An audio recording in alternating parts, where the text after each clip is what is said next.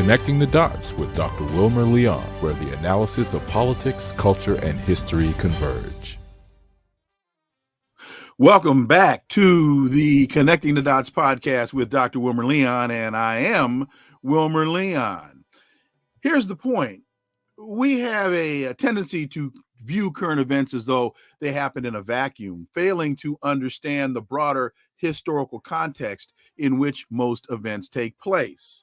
During each episode, my guests and I have probing, provocative, and in-depth discussions that connect the dots between these events and the broader historic context in which they occur, thus enabling you to better understand and analyze these events that impact the global village in which we live.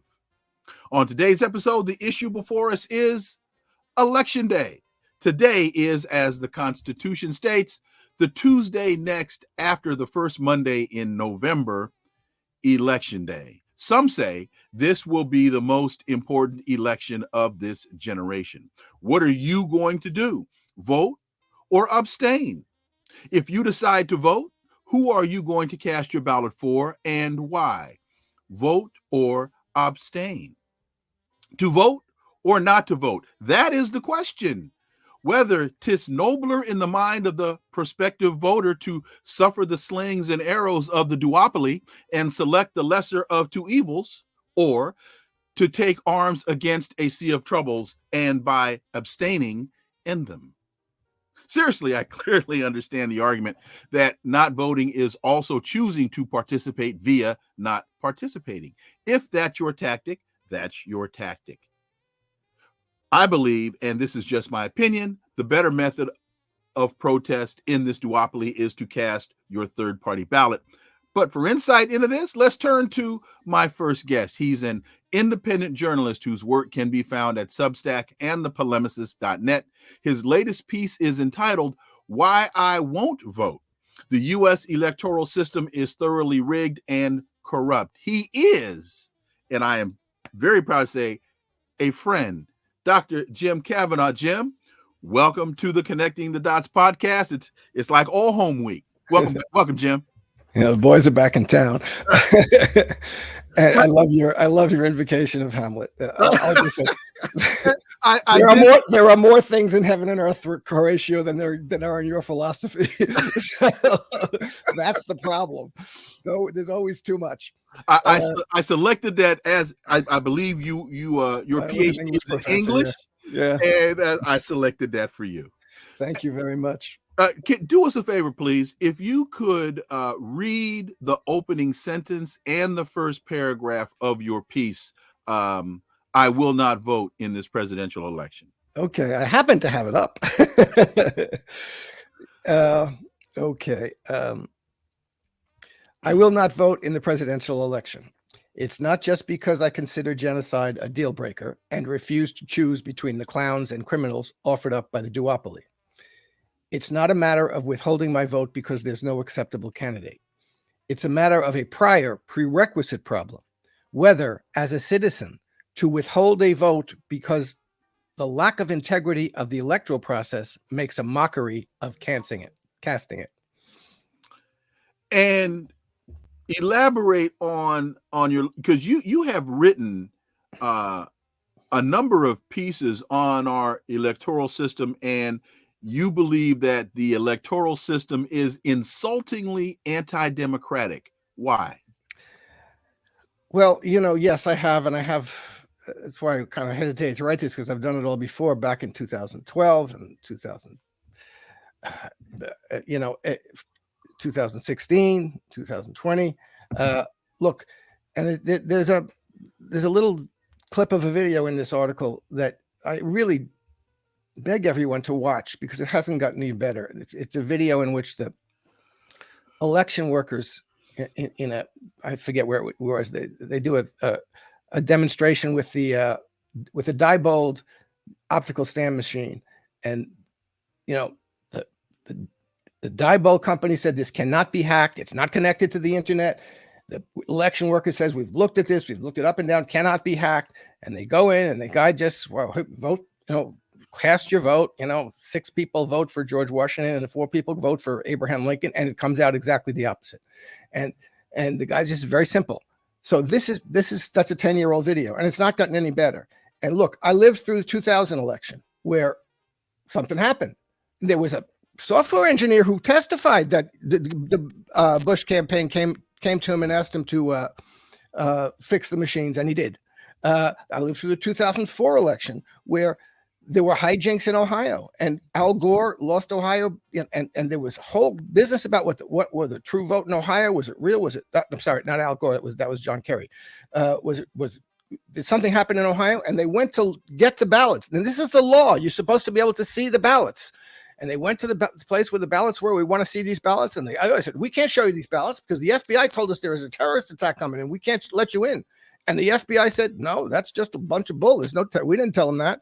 So, and in 2005, Barbara Boxer, at the time of the certifying the Electoral College vote, Barbara Boxer, backed up by civil rights activists and activists, went to the Senate, just like the Republicans did in 2021, and said, we're not going to, I don't want to certify this election. There's been hijinks and we can't do anything. Something was unfair. If Kerry had won Ohio would have won. So there's a history of this. We've gone through this. It's hurt the Democratic Party more than anybody else. They've had at least 2 elections in which they weren't sure whether they lost or not. And this is an issue of nuts and bolts, the electoral system. There are higher issues which are very important too, and in themselves, the fact that money controls this, you don't really get to choose the candidates. They're selected in a kind of audition. They're selected by the producers of the show, who are the donors, and they send them out to you for an audition. And you don't really, so that we all know that. The Electoral College itself, Tim Walz said something about the Electoral College, and the Democrats told him to shut up. Since 2000, why haven't the Democrats done anything about they don't touch these things. They don't touch the Electoral College. They don't touch the voting mechanisms. They have proprietary software. It's a black box system where you don't know what you push a button or you fill out a form. Once you scan it in there, you don't know what happens to it. You don't know what the machine is doing with it. And there should be no proprietary anything in a public election. This is nuts. Why is anything hidden from the public in an election? So you have a system where, as I say, I'm all for voting third party. I've done it most of my life. Look, I treasure the right to vote. I've seen, as I said in the article, I've been on election observation missions. I've seen countries where the populace is hungry to have an election. They want an election. Elections are important. You can't have any kind of, I'm a socialist, a Marxist, a revolutionist. I don't think elections are going to fundamentally change or overthrow the government, but they're important elements of a political process that lead to the possibility that are necessary for any possibility of nonviolent change that would move up to a point of real radical rupture. And in this country, they've structured the electoral system in 1,000 ways. And most leftists know about the money and the Electoral College and all kinds of things. But the nuts and bolts of counting the votes and casting the votes, until 2016, leftists were all over that. In 2004, leftists were all over that. 2000, leftists were all over that. Suddenly, 2020, once Donald Trump complained about an election, then you can't complain about an election anymore. Then you can't raise the possibility that there might be some kind of fraud inherent in the electronic voting systems. And I'm fixing on the electronic voting systems because it's a matter of whether the vote you cast is counted for whom you cast it. And the problem for me, I congratulate everybody who wants to vote for Jules Stein, and like people who wanted to vote, as I did, for Bernie Sanders. But at the end of the day, you don't know. Do you know whether that vote that you cast for Jules Stein is not going to be given and counted for Donald Trump or Kamala Harris? And I challenge anybody to show me a system in which they can assure themselves that vote was not counted for Kamala Harris, especially because small third-party votes are not going to win the election, the third-party candidate. So you have a state in which 5% of the electorate votes for the Libertarians or the Greens, and they take 2% of that vote and transfer it to something else, somebody else. Who's going to know? Who's going to care? Jill Stein can't. No court is going to hear. You weren't going to win the election anyway. So This is a very serious problem. We don't want to accept and face the serious problem we have. As I say, it's like sitting down at a poker table where you don't know how many cards there are on the deck, where the dealer's behind the screen and he's allocating the chips and dealing the cards. And you say, oh, I must sit down at this table. I'll be wasting my money if I don't sit down at this table. My position is you're wasting your money if you do. And the only thing they want from you, they care a lot less about what hand you play when you get at the table than that you sit at the table, that you come to that table and granted the legitimacy. You are saying, I accept that this game I'm playing in, where I don't know what's going on, I can't see who's dealing how many cards there are, or who's dealing them, or I accept the legitimacy of this. That's what they're spending. $15 billion they're spending this cycle to get people to sit at the table, namely to come and vote and wear the I voted sticker. And that proves we have a democracy and we have the consent of the governed. That's the problem. And there are two fundamental elements here. One that you've just very clearly in your piece articulated, and that is counting the votes. Yep. The other, which is directly tied to it, is accessing the franchise in the first place. Yeah. And we can look at the John Lewis Voting Rights Act. And it seems to be, this is an issue that has been plaguing this country that is supposed to be a representative democracy. Why is it that it is so inherently difficult for Americans to access the franchise? We still have voter suppression. We still have caging tactics, as you talk. I think you talk about that in your piece. So it's not only a matter of once your ballot is cast, is that vote going to be counted? It's also a matter of, can you actually get to the polls? And here's something that a lot of people don't realize. The history, for example, of early voting and mail-in voting. A lot of people don't realize that initially that was championed by the Republicans to give access to the ballot to primarily Republicans who live in rural areas, who it was going to be a challenge for them to make it from their homes off the farm or out in the village or wherever the heck they lived into the city to cast their ballot. So they made it possible for Americans living in rural areas to access the ballot via mail-in early voting. What happened? African Americans started taking advantage of that. And when African Americans started taking advantage of that, all of a sudden, that became a problem. Oh, we've got to cut down souls to the polls. Oh, you can't give people water for standing in line. All of these kinds of things. So they've been playing fast and loose with the election for a very, very, very, very long time in a sundry of ways. Dr. Jim Kavanagh. Absolutely. All of those things are true. But my point is the left is on all of those things, and they continually talk about all of those things. And Greg Palast does great work about that. Yeah. It's necessary to talk about all of those things. But we're not having a complete and a fair-minded discussion of the whole electoral. It should be easy to vote. It should be easy to vote and very hard to cheat. Okay, in any way. Okay. Let's put it this way, Jim. If you can vote in Afghanistan with the purple finger, yeah.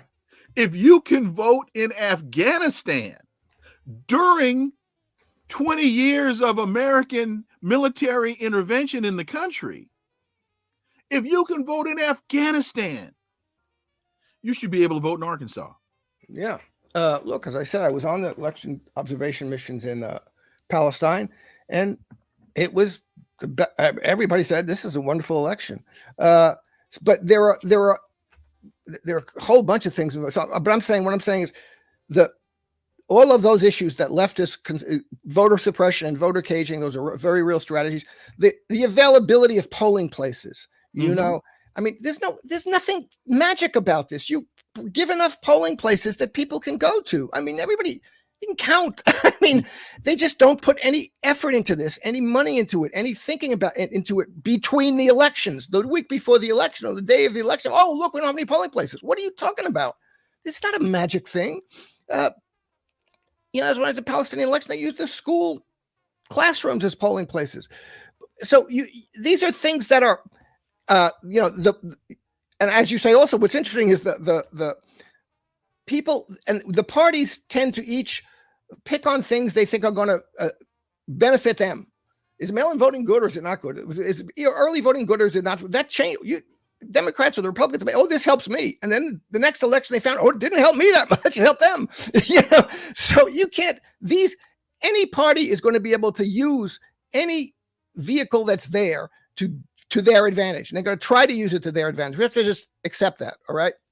So this issue of neighborhoods where there aren't enough polling places, et cetera, all of these things are solvable. Again, but you have to have a good faith discussion about this between the parties, bipartisan, I hate the word, but between the elections when nobody is trying to kind of complain sour grapes. You can't have a sour grapes, and the courts are never going to decide on these things after a presidential election. So those are all things but the leftists are all onto that. But you've got to understand that the deep significance of these electronic voting machines, because this is wholesale voter fraud. They can and they will use, and they have. Yeah. They can and they will and they have used other means. The retail. Let's try and keep a distinction between voter fraud and they can have used other means of electoral fraud. Ballot harvesting is a bad idea. I don't like default mail-in ballots. I think it's a terrible idea to break the chain of custody of the ballot. Mail-in ballots should be, as far as I'm concerned, for people who can't make it. They were there. They have been there for people who can't make it to the ballot for certain filling place for certain reasons, et cetera, people who are overseas, whatever. But the idea that everybody just gets mailed a ballot automatically and then, that's a vector of fraud, and it's going to be used, and it has been used. It was used in 2000 by the Bush campaign. Ballot harvesters who went around and collected signed ballots from people and filled them out. And if you don't think there are a lot of people out there who'll take $10 for a signature on a ballot form, and because they don't give a damn who's going to be elected, because it's not making a difference to them. So this is ballot harvesting, mail-in ballots. They break the chain of custody. There's no reason to do that. You want to get people to the polls? Get them to the polls. Have a social effort. Make sure there are people who are paid and who are given a job to get everybody to the polls. So there's all kinds of things that can be done. Those problems are solvable. They have to be looked at. They have to be challenged. Are dead people names on the ballot? Yeah. So is that don't banks keep track of who's alive and who's dead? The banks can do it. The government can do it. But we have one of the serious problems. I'm just saying that those problems are there. They're real. They should be addressed. They are being addressed. But leftists since 2020 don't want to touch the idea that there might be a problem of wholesale fraud possibility, which even Joe Biden said it. He said, there are ways of doing this that are undetectable. But leftists kind of say, because Trump brought it up, we can't bring it up. So that's part of the problem.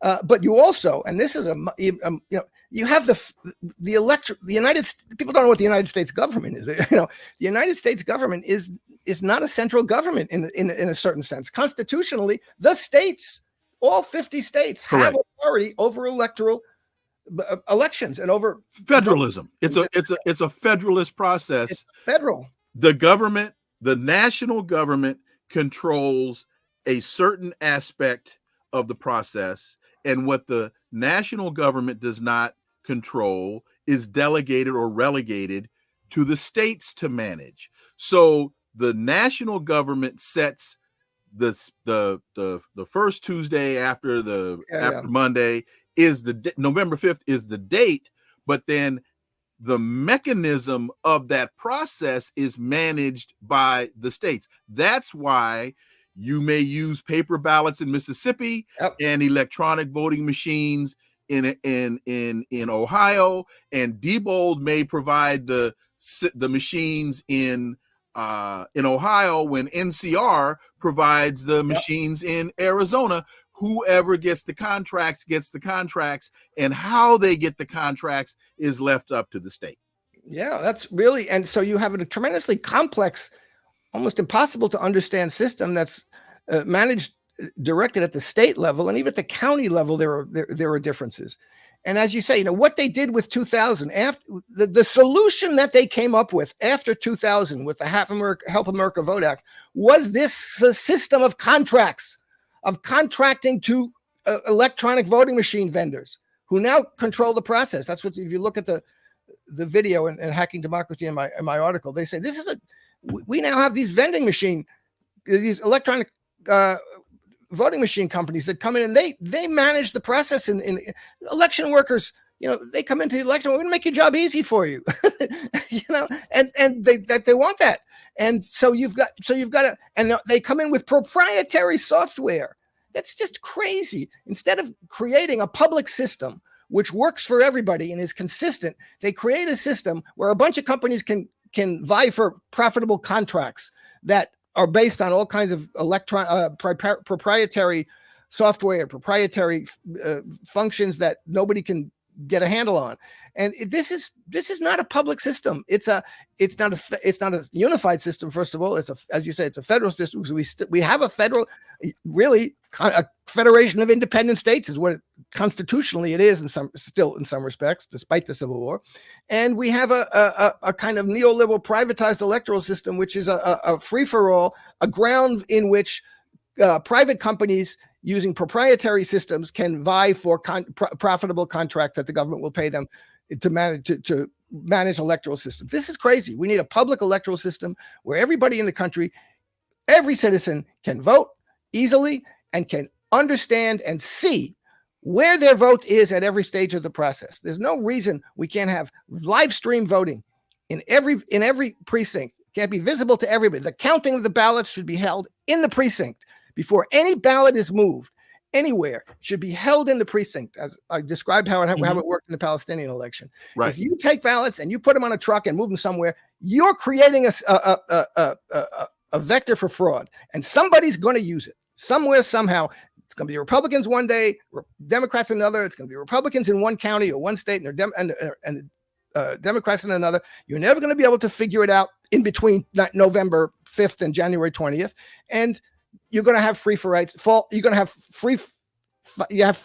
all fighting about this after every election. And they know that, and they prefer that. They prefer the fighting about the election than having a real election in which it's very hard to cheat.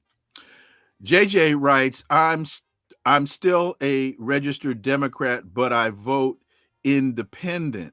And you write in your piece, Donald Trump and Harris are the two most perfectly clownish figures to lead this election circus, which is guaranteed on purpose to end up in a fight over the result. And you also write, the system is so untrustworthy in the most fundamental sense, it gives the voter no reasonable assurance and no way of ever knowing that she or he actually voted for whom she or he thought they did.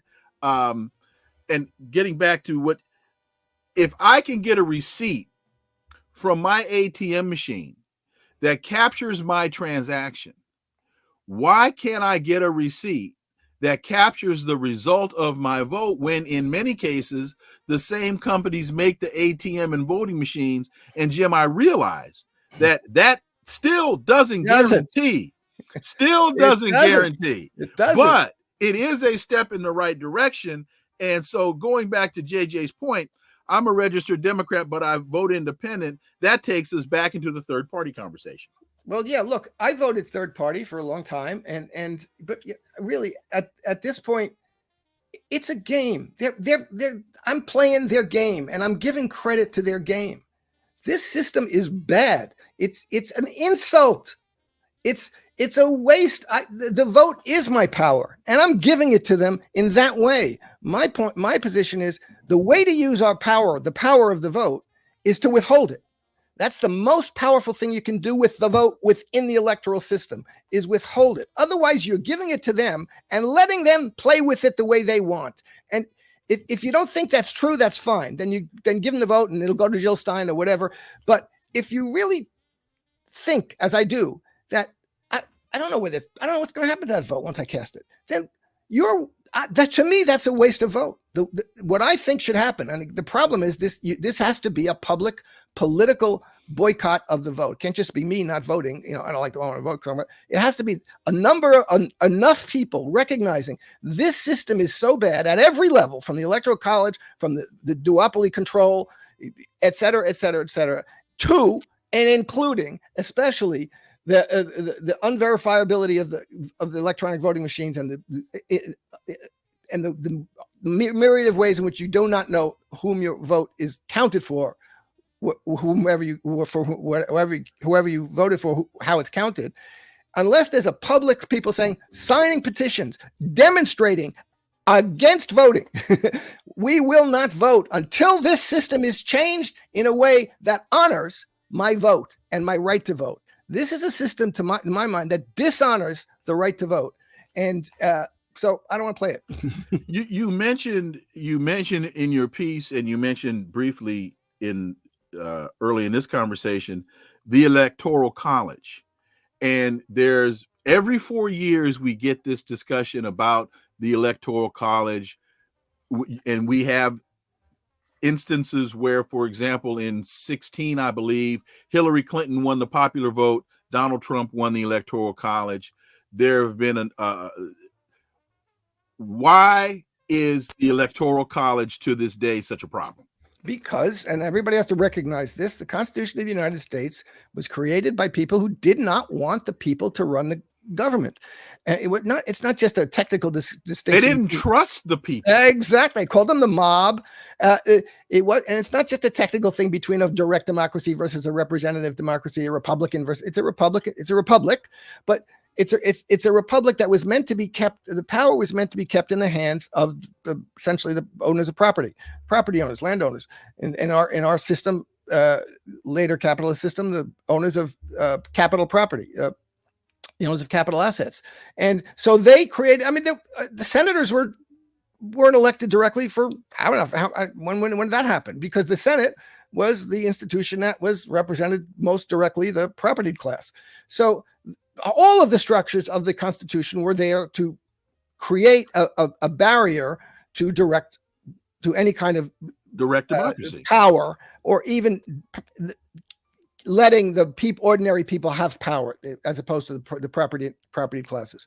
So that's part of what the Electoral College was. And it's also a fact, an expression of the fact that they wanted to make sure that every independent state, which was considered an independent state, could not just be, had some power to resist the power of more populous other states. Okay. So, Rhode Island was one of the original 13 colonies, and Illinois wasn't, and so Rhode Island wants its power, wants to say, you not only need a majority of people, you need a good portion of the independent states to accept to elect a candidate. And that's why the people who elect a candidate, you're not voting for a president, you're voting for a slate of electors. They elect the president, and that was done in a much more undemocratic way than it is now, but it's still fundamentally undemocratic. And that's a basic fundamental constitutional structure of the country, and nobody wants to talk about it, and it's going to be very hard to fix. But there are ways to get around it. These laws in various states that in the state legislature can pass a law directing the state electors to vote according to who won the national popular vote. But it's very unlikely that they'll do that. But there's also the option of proportional. There are a couple of states that award electors proportionately. Yes. I think it's two or three states. Maine and Nebraska. Okay. That award is, so it's not a winner take all system. Yeah. It's a proportional representation system. Yeah, because what you have is the number of electors is the number of congressional districts plus two senators. Plus two for the senators. Yeah. Right. Two for the senatorial representation. So each congressional district could have its own elector. That's what it is in Maine and Nebraska. And so I want to get quickly, because we're up against the clock here. your last paragraph. I really like how you concluded this, and I'll read it. In my 2020 essay, I analogized the citizens' vote to the workers' labor power and made the point that even in the capitalist context, the worker can sell his or her labor power with dignity and integrity as long as she or he get a decent wage, but not for a penny a day, and not if you know you might get cheated out of even that. Such insulting conditions call for an exercise of the one economic power you have as a worker, a strike. Similarly, a citizen can vote with integrity in any election as long as she or he has a reasonable certainty that his or her vote will be counted for whom it is cast. But without that minimal assurance, the only self-respecting thing to do with your vote, the only thing that respects its value and exercises its power, is to withhold it. Dr. Jim Kavanagh, take us out. Yeah, well, that's what I think. Again, the worker can, doesn't have to take over the means of production now. In fact, hang on, because Rample's sense says massive withholding of votes will never happen, even during genocide. Jim Kavanagh. Well, it isn't happening, and although it's not true, there are people who don't vote. What's the percentage of the vote? Right. 60%. Right. Look, so you have to reduce it below 50% consistently. You have to have a situation in which they cannot claim that the majority of the electorate even participates in the system, because but it also has to be, as I say, publicly stated that people have to sign. We're not participating because we think it stinks. And the condition of our participation is that you make the system honest and viable and transparent and democratic. And until you do that, we're not going to participate. Until you give us a decent wage, we're not going to work, because our labor power is valuable to us. Until you give us a decent electoral system that we can have confidence in and trustworthiness in and trust in, we're not going to vote. So change it. But that has to be a political movement. It can't just be and that's going to be hard to do, because people don't want to face how really bad it is. And to Rample's sense, and I don't think I'm pronouncing that correctly, but it's my best attempt. Things don't happen until they happen. And it's conversations like this that make them happen. That's why you all turn to Connecting the Dots. That's why we bring on brilliant minds like Dr. Jim Kavanagh. And let me strongly suggest to you all that you go to Why I Won't. Oh, the one thing the one thing I wanted to get, and KJ, please, I appreciate your patience here. You're not the first one to articulate this. In 1956, W.E.B. Du Bois penned the piece, I Won't Vote. Yep. And folks, it was in the Nation magazine. Let me just quickly read a part of this. In 1956, I shall not go to the polls. I have not registered. I believe that democracy has so far disappeared in the United States that no two evils exist. There is but one evil party with two names, and it will be elected despite all I can do or say. There is no third party. On the presidential ballot in few states, 17 in 1952, a socialist party will appear. Few will hear its appeal, because it will have almost no opportunity to take part in the campaign and explain its platform.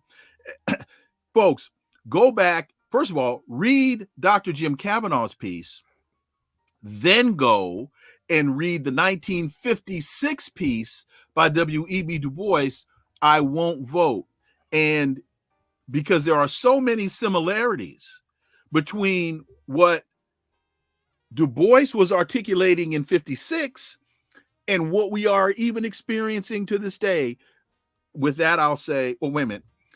Is there a sample in time where a whole country boycotted the election? Maybe I'm looking at this discussion in the wrong way. Great question, Jim.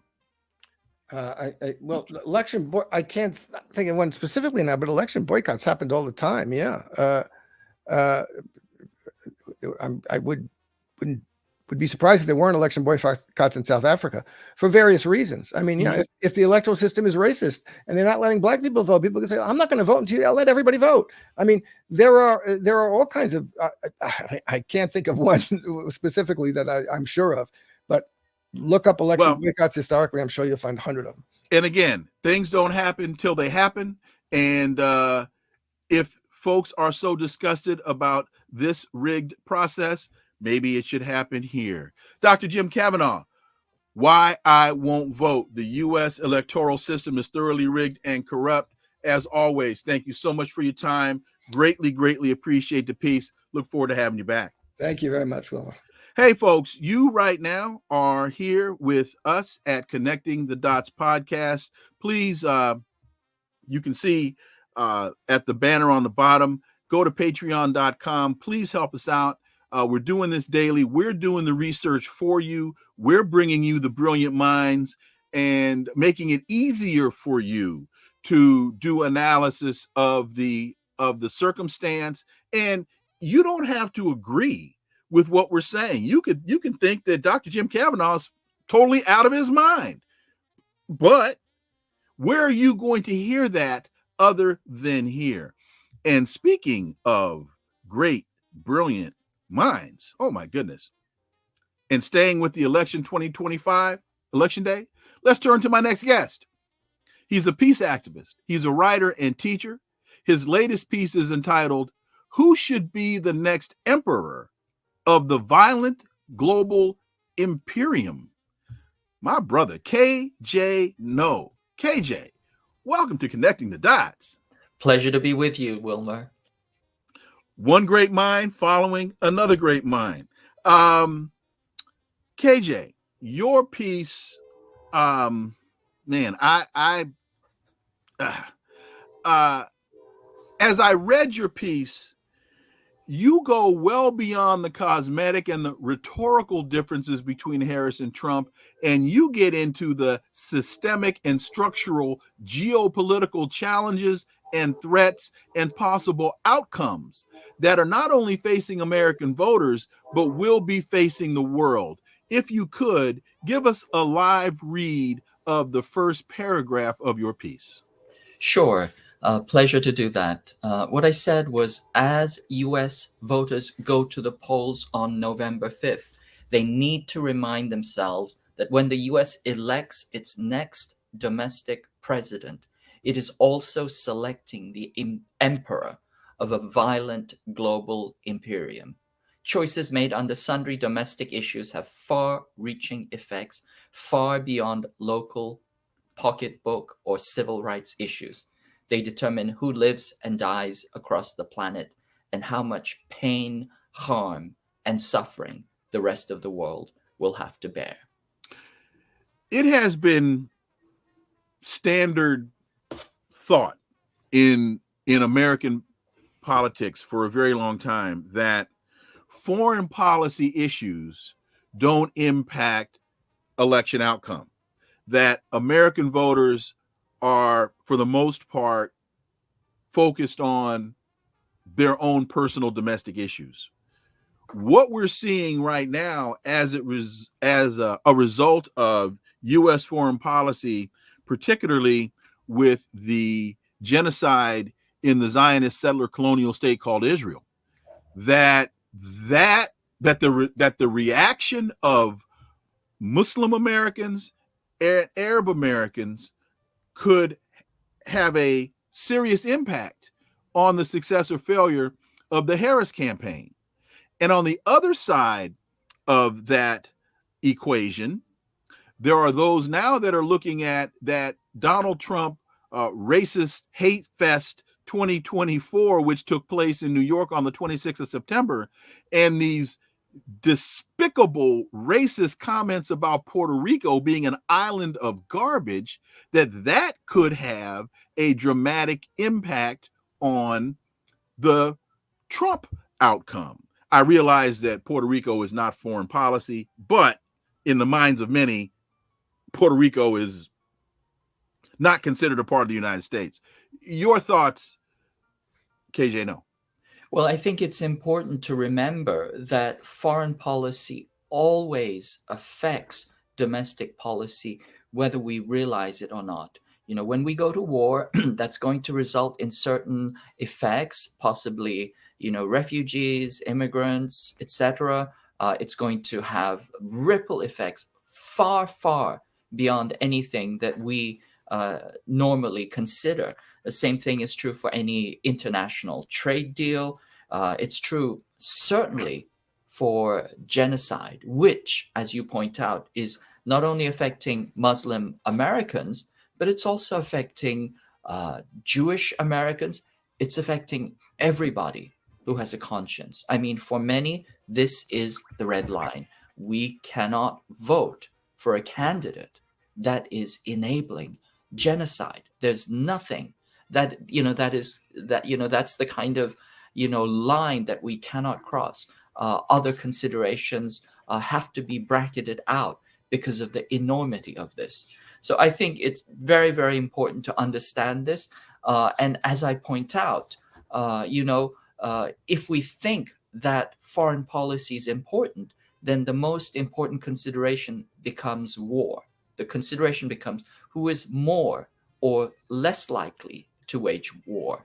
And my point in my article is that it's not so much that there's a difference between the parties as far as war is concerned, but we know that there is one party that is much, much more effective at waging war, because that's what it's been doing nonstop. And so then if we think in those terms, then we need to recalibrate our pragmatic judgments about how to cast votes. In fact, talk a little bit more about this war issue, because the stereotype has been that the Democrats are the doves and the Republicans are the hawks. But when we look at most recent history, when we look at the history that we are currently existing in, when you look at the conflict in Ukraine, the Biden administration started that conflict. When you look at who's funding and providing coordination for the genocide in Gaza, the Biden administration is doing that. Even though we hear Joe Biden, we hear Tony Blinken, we hear Kamala Harris saying, oh, we're trying to get a ceasefire. We're trying to get a ceasefire. When in fact, when Menachem Begin, the Shabila massacre, Reagan picked up the phone, called Begin and said, stop this Holocaust. He used the word Holocaust to Begin. He was a Republican. So people have to understand that the global dynamic has shifted, and that as we move from this unipolar U.S. control to a multipolar control, that's an economic shift that the United States is using militarism to try to solve. I know I rambled a whole lot there, but hopefully some of it made sense. KJ. Not at all. You made perfect sense. There is a global shift in geopolitics, and the U.S. is no longer the unipolar hegemon, if it ever was really. Mm-hmm. But certainly it's becoming very, very clear that it is no longer the unipolar hegemon. And this affects us and the US and US power in many, many different ways. For example, with the strength of the reserve currency, with the power to levy sanctions, with the power to regarding the power to bully and to coerce and to compel countries to do US bidding. But the fundamental fact is that the global North derives its wealth, its power, its status, its privilege by extracting wealth from the global South. It's like a huge parasite that sucks wealth out of the global South.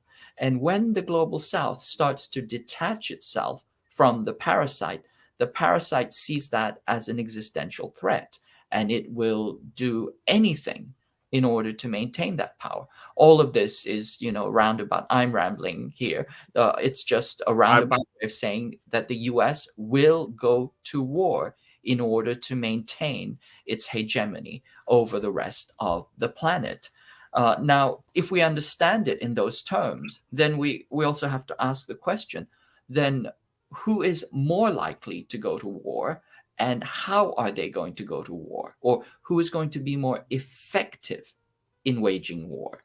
And the once again, coming back to my earlier point, the Biden-Harris CNAS administration, this is the neocon administration, which you point out has been waging endless war, is not only more likely to go to war, but it is more likely to be more effective at waging war, simply because they have such extraordinary momentum. On the other hand, a Trump administration is likely to be less effective in waging war, even as it is pushed or prodded towards war, for several reasons. One is that there is going to be more distraction, obstruction, and resistance to anything that Trump tries to do. The second thing is Trump is at core, he is a neo-mercantilist, which means that he is transactional. He's thinking about what's in it. He's counting the beans, but he wants to know what's in it. So, for example, with Korea, he wants to raise the cost, the charges that Korea has to pay for having US troops on it. So he wants to raise that about 9-fold. That's a deal breaker, and that will create significant friction with South Korea. The same thing with Japan. He wants to raise Japan's, what they call the empathy contribution. It's what Japanese pays to the U.S. essentially to be occupied and to be, abused by U.S. troops. They pay for that. It's a reverse indulgence. And Trump wants to raise that fee, and that's not going to go over well either. And then specifically in the case of Taiwan Island, which the U.S. really wants to use as the tripwire and the provocation for starting the war, the Trump administration, or Trump has said that Taiwan needs to pay the United States for protection because the U.S. is no different from an insurance company. And again, that mercantile transactionalism is not going to go over well with the vassals who, ideally are aligning themselves under U.S. For U.S. geopolitical ends, because they're simply going along with, ideological and, other factors. And so this is, these are things that are going to be obstructions to Trump waging further war. The last thing I will point out, and it's something that I think others may have noticed, is that Trump doesn't like to get into wars that result in losses. He hates losing. If there's anything that he hates more than anything else, it is not winning. He wants to win. He hates losers and he hates losing. And if a war looks like it's going to be a loss, or if it looks like the U.S. will not win, he's less likely to go into that war. And because of that, there is a potential chance that perhaps he will not engage in war with China, that he might withdraw from Ukraine, and he might even put some curbs on Israel and its genocidal rampage, because that clearly, too, is a strategic and political loss. And so I think these are some of the reasons that we might consider that the incompetence of the Trump administration and the obstruction it will face will actually have better global geopolitical outcomes for the global South. Quickly, before we get into the third party discussion, and David Kay says that he and his wife voted for Jill Stein. When we talk about war and you talk about Trump being more inclined to do X than Y, there are those who will say the move towards war is less an administration decision and more an elite decision, that the president, no matter who's sitting behind the resolute desk, doesn't really have the control over that decision, as even though the Constitution says, in fact, it's Congress that actually declares war. So your thoughts there, even though we have seen Democrats more inclined to take us into war than Republicans. Your thoughts to that dynamic, KJ Noh. And also, how close are we, if not already, in World War III? Yeah, to answer the first question, I would argue that we are already in World War III. We will look back on this time and we'll see these, expanding conflicts as simply, the early stages, the beginning of already a global war. We also know that we are in World War III because the extraordinary information warfare and the extraordinary censorship of opposition to war that is happening, the complete shutting down of any opposition to war. This is one of the key harbingers of war. That is to say, the information war is the pre-kinetic dimension of war. And once we're in that, we know that the momentum, is already such that, we're essentially it's just a matter of time before we hit, the kinetic dimension on a global level, not just a local level. I always tell people, the farther we are from truth, the closer we are to kinetic war. And we are very, very, very far away from truth right now. Before the infantry goes in, they create a no-fly zone. They knock out all the anti-aircraft resistance. But before the war happens, before kinetic war happens, they create a no-think zone, and they knock out all the peace and anti-war resistance. That's the phase we're seeing right now. Which is why connecting the dots is so important. That's where you hear the brilliance of people like KJ Noh and Dr. Jim Kavanagh. David Kay writes, even Larry Fink from BlackRock said that which party, GOP or Democrat, wins is irrelevant, as the policies supported by BlackRock will still move forward. And to follow on to that, in 2020, I think it was in July, they asked, I think his name is Jim Calhoun, the former CEO of Boeing. They said, who would Boeing prefer to be in the White House, Joe Biden or Donald Trump? And Calhoun's answer was, it doesn't matter. Boeing, he said, both entities or individuals are thinking along the same, I'm paraphrasing, are thinking along the same lines. It doesn't matter. Boeing's going to get paid anyway. Yes. So, I mean, this is absolutely right. The empire of capital has its own logic, its own momentum, its own structures, and it will keep going regardless of who's in the driver's seat. You could almost argue that, the driver's seat doesn't matter. It is on autopilot. And so, it's true regarding this escalation to war, which once again I've said we're fully in the pre-kinetic dimension, and this has been having a running start for a very, very long time, at least since the 2000s. Certainly regarding war against China since 2009, when they mapped out the doctrine of war against China. This was from CSPA under the guidance of the Pentagon.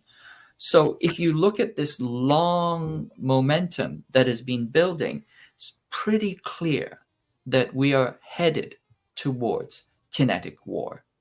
The question there becomes, once again, it becomes about efficiency or obstruction. It's not that the parties have a different approach to foreign policy, but you can still have somebody who helms the steering wheel and can still mess up. It's possible, even as you are on autopilot, to create problems for the vehicle itself. And so, once again, I'm pointing out the specifics. If Trump escalates with his neo-mercantilism against Taiwan province, against Japan, against Korea, those countries, which are supposed to be the key proxies for us, will be bewildered, and their populace will be less likely to be behind a U.S. Ukrainization of their countries. And so there could be sand in the machine. I think the same thing applies for, the kind of volition to go to war. Of course, if the war is set in stone and the president opposes it, or if the president opposes policy, untoward things can happen to the executive.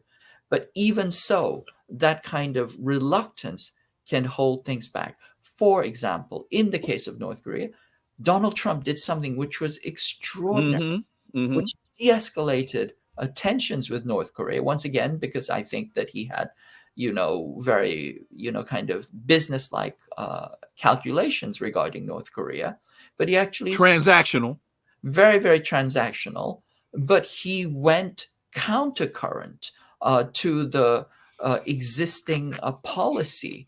And because of that, North Korea gained 4 years of breathing space.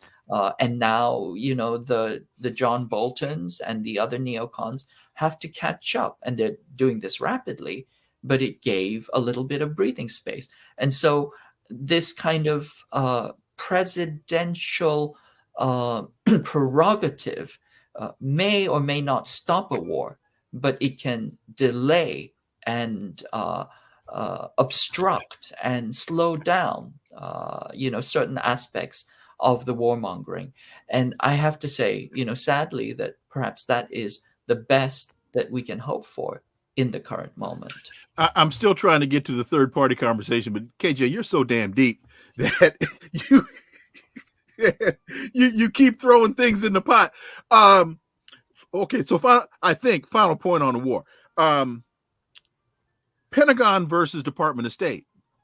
It seems as though, particularly in the Biden administration, that the Department of State, under the, I can't say leadership, under the direction of Tony Blinken, has been championing the conflict, championing the war, as opposed to the Pentagon. It seems as though the Department of State has become the warmonger, and the Pentagon has become the voice of reason. And I put the voice of reason in quotes.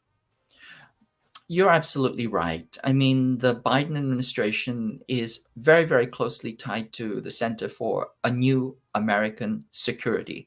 If that sounds like another organization, Project for a New American Century, PNAC. It's not a coincidence. PNAC, CNAS, that New American piece is not a coincidence.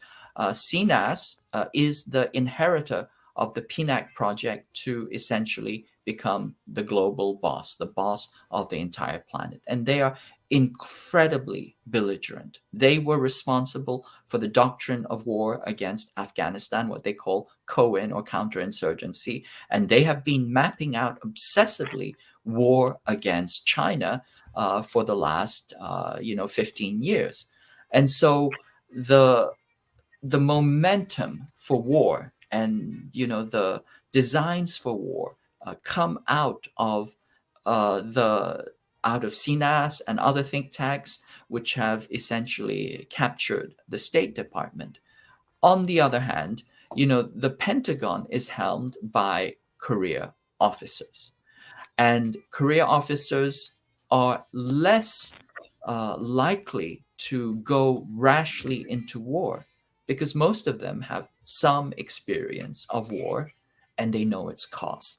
It's the chicken hawks that are the most hawkish and belligerent and want, to exercise military power at a whim.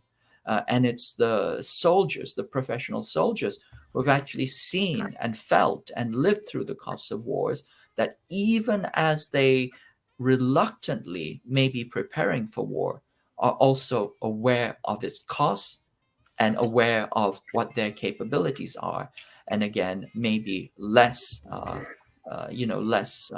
enthusiastic to rush headlong into a catastrophe.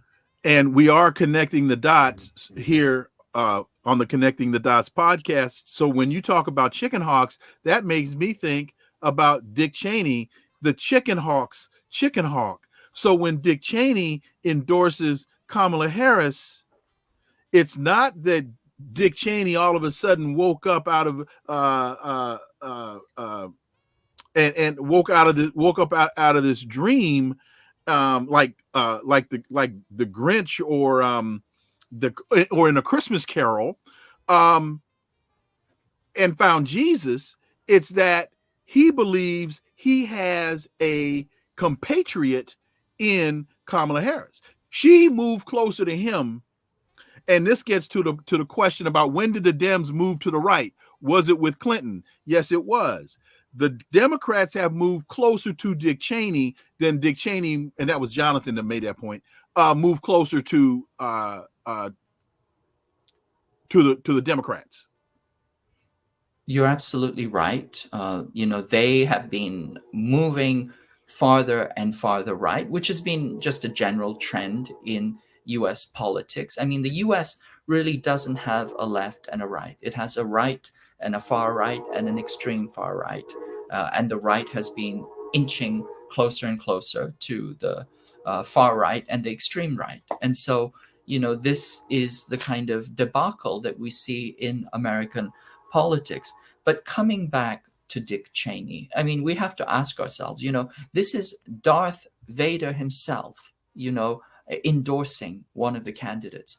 That tells us something. We really have to think this through. The man with, 7 deferments, who never met a war that he didn't like, that wanted not only Iraq, but war against Iran, and also wanted war. He, according to Bush, wanted war against China in the early 2000s.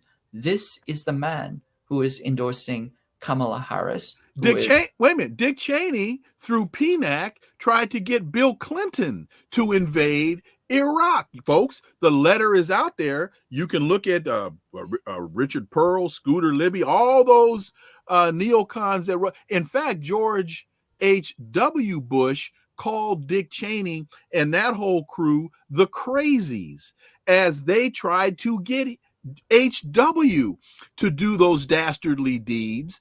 And they were labeled the crazies. And Bush said, get those crazies out of here, out of his White House. And that's what motivated them to start the Project for the New American Century. Yes. So they kind of, cloistered themselves up as a shadow government. And then essentially they bid their time until they could come back. In the meantime, they were building out their own institutions, institutional power. And then when they did come back, they came back, with a vengeance. And that project has never ended. Since the 2000s, that has been a constant throughout American political, life and institutional force. And so here we are, we're seeing the results of that. We can see clearly that Harris, is the inheritor of that, institutional and political force. CNAS, their address is 1700 Pennsylvania Avenue. I mean, they're closer to the White House than almost any other institution in Washington. And 18 of CNAS's, top officials are currently, 18 or 17 are currently in the Biden administration. So there's this kind of incredible, alignment between these forces. And as I said, these are the forces that are taking to war, and they have the blessing of the godfather of the neocons. They have the blessings of, Darth Vader. He's telling them, you are my child. And he says, go forth and do your worst. And so I think this is a very, very scary moment. And it's something that we need to be very, very aware of. And we are now moving to the discussion about third party, but to David K. To be fair, even Jimmy Carter shares blame for our current neocon insanity, as it was the NSA Brzezinski, who authored the Grand Chessboard Strategy. Absolutely right. That's why we've been saying two wings on the same bird. We've been saying, David, you're absolutely right. You're absolutely right. And we said at the beginning of the conversation that it was Joe Biden that started the fight in Ukraine. Joe Biden is the one that has been funding and fueling what's happening, the genocide in Gaza. It's Joe Biden and the Biden administration that has been trying to pick this unwinnable fight with China over Taiwan. So let's quickly go just a couple of minutes. KJ, you in your piece, you make the I love your writing. You write, in this context, it's fair to ask, who is the lesser evil, Trump or Harris? The answer, of course, is neither. Like infinity, when it comes to evil, there's not much use in finger counting which is greater or lesser. They are cardinal equivalents. Third party is the moral choice. And that takes us to the comments about when the Dems moved to the right, was it Clinton? And also David Kay talking about he and his wife voted for Jill Stein in Illinois. The whole third party option, KJ Noh. Well, I mean, I think once again, most states are not really in play except, the 8, 7, 9 swing states. So I think it's very clear that people can vote their conscience. They can very, very clearly vote for third party for president. And it will be a symbolic statement. But at the current moment, symbolism is essentially what we have going for us. Regarding the swing states, I think that is a much, much more difficult question. I think each person needs to do their own analysis and reflection. But once again, to remember that you are not simply electing a president, you are selecting the emperor of the global Imperium. And who is selected for that determines how much suffering the rest of the world will have to bear. And as I point out, it's not because there is a difference between, two wings of the same bird or two butt cheeks of the same rear end, but because one may be more effective than the other. It's Glenn Ford's argument in reverse. Glenn Ford said that Barack Obama was the more effective evil. In this case, we're asking the question, which is the less effective evil? I think that's the way we can frame the debate. And also, as we get out, I think it's also important to understand that, and this is where Dr. Jim Kavanagh and I will debate, is if you're playing the longer game. So some will say, well, if I vote for Jill Stein, Donald Trump is going to win. Or if I vote for Jill Stein, whatever. Got it. That's in the immediate. But if you're looking at the longer term and understanding the power that a third party can actually bring about, if we as voters empower that party in the longer game, that to me is a more viable option than a lot of people want to ascribe to it. KJ Noh. You're absolutely right. We have to really think of the long term. We are not going to get instant gratification with any vote, certainly not with any single election, but we really have to think out what it means to do a struggle over the long haul. Let me just give you a quick anecdote. Zhou Enlai, the premier of China, was once asked, what he thought of May 68. He didn't answer.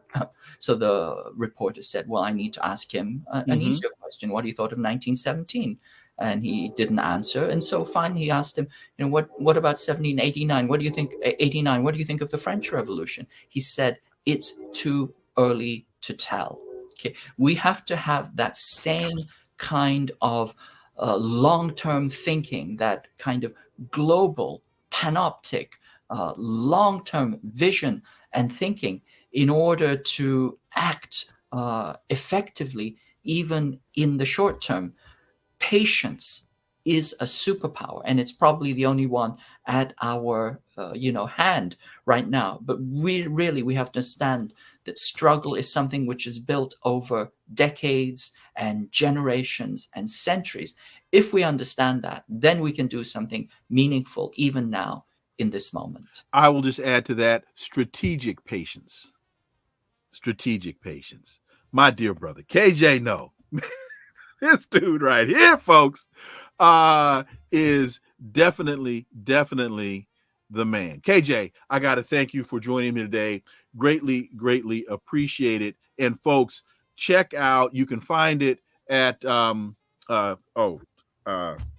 it's on Dissident Voice and Popular Resistance. Popular Resistance is what I was trying to come up with. Thank you. Popular Resistance. Who should be the next emperor of the violent global Imperium? KJ Noh. You can find it at a number of places. Popular Resistance is what I was struggling to bring to mind. KJ, greatly appreciate it. Thank you, man. Thank you. Always a pleasure. So, folks, I got to thank my guests. I have to thank all of you for joining us today.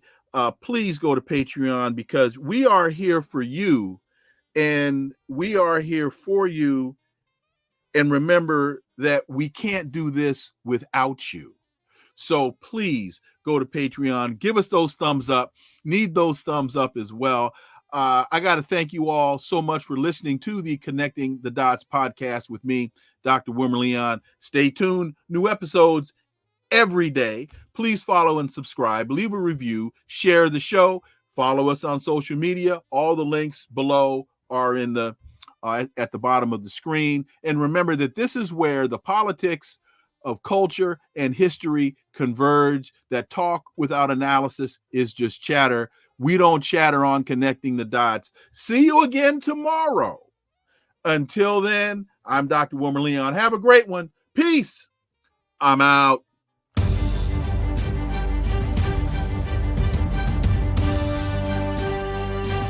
Connecting the Dots with Dr. Wilmer Leon, where the analysis of politics, culture, and history converge.